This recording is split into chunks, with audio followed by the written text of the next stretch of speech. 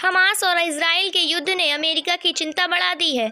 America की सबसे बड़ी चिंता है कि लोगों के बीच के संघर्ष मिडिल ईस्ट के इलाकों में भी न फैल जाएं।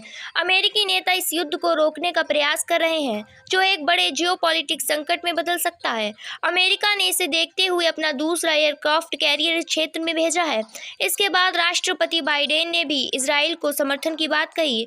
हालांकि उन्होंने यह भी कहा कि गाजा पर कब्जा करना इजराइल की सबसे बड़ी गलती होगी।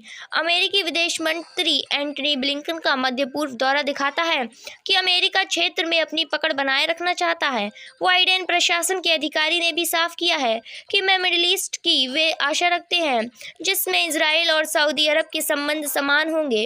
हालांकि हमास के हमले से इस कोशिश को खतरा पैदा हुआ है। तेजी से बढ़ रहे संकट को संतुलित करना अमेरिका में मुश्किल साबित हो रहा है, क्योंकि इजराइल हमास को खत्म करने में लगा है।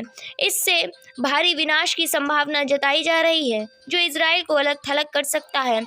अमेरिका की राष्ट्रीय सुरक्षा सलाहकार जेक सुलिवन ने कहा कि हम इस प्रयास में हैं कि इजराइल सुरक्षित रहे और साथ साथ गाजा में रहने वाले निर्दोष फिलिस्तीनियों को भविष्य में सम्मान, सुरक्षा और शांति वाला जीवन मिल सके।